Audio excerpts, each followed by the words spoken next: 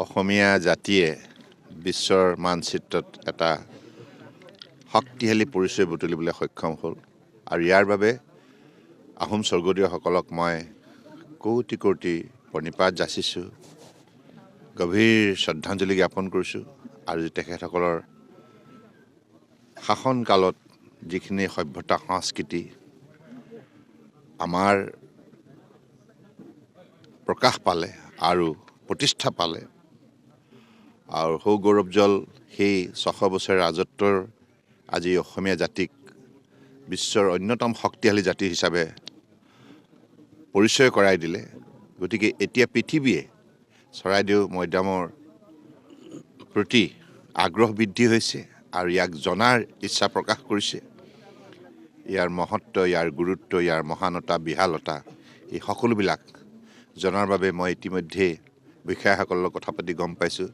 বিভিন্ন বিদেশৰ পৰা পৰ্যটকসকল আহি বিতংভাৱে আমাৰ বিভাগৰ কৰ্মচাৰীৰ পৰা কথাবিলাক জনাৰ ইচ্ছা প্ৰকাশ কৰিছে।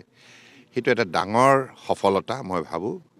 আৰু এই গোটেই বিষয়টোৰ ক্ষেত্ৰত এটি কথা ক'বই লাগিব, আমাৰ দেশৰ আদৰ্শবাদী নেতা, বিশ্বৰ সৰ্বাতোতকৈ লোকপ্ৰিয় নেতা প্ৰধানমন্ত্ৰী নৰেন্দ্ৰ মোদী ডাঙৰীয়াৰ যিটো তেখেতৰ পদক্ষেপ, তেখেতৰ যিখিনি আন্তৰিকতা, ইয়াক শলাগ ল'বই লাগিব। লগতে অসম চৰকাৰৰ মাননীয় মুখ্যমন্ত্ৰী ডাঙৰীয়াকো মই শলাগ লৈছোঁ। গতিকে আমি এই গোটেই প্ৰক্ৰিয়াটোত এই পৰ্যায়লৈ আহিবৰ বাবে অসমৰ জনগণে যিখিনি আন্তৰিকতা, যিখিনি প্ৰচেষ্টা হাতত ল'লে, তাৰ ফলশ্ৰুতিত আজি আমি এনেধৰণে স্বীকৃতি বুটলিবলৈ সক্ষম হৈছোঁ। গতিকে স্বৰ্গদেউসকলৰ আদৰ্শ, স্বৰ্গদেউসকলৰ কৰ্মৰাজিক আমি জীয়াই ৰাখিব লাগিব, কাৰণ তেখেতসকলে আমাক শিকালে যে কেনেধৰণে বিশ্বৰ মানচিত্ৰত আজি প্ৰায় 800 কোটি জনতাই বসবাস কৰা এই বিশ্বৰ মানচিত্ৰত অসমীয়া জাতিয়ে প্ৰতিষ্ঠা লাভ কৰিব পাৰে।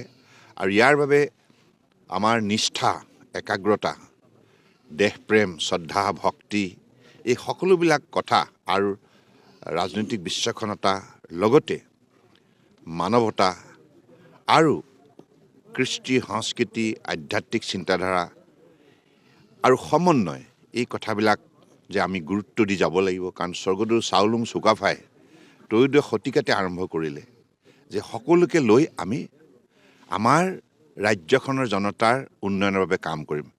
সেই যে মহান মানৱীয় দৃষ্টিভংগী, সাৰ্বজনীন মানৱীয় যিটো নীতি, ইয়াক শলাগ ল'বই লাগিব। আৰু আজি আপোনালোকে দেখিছে এই নীতি ইমান প্ৰাসংগিক বৰ্তমান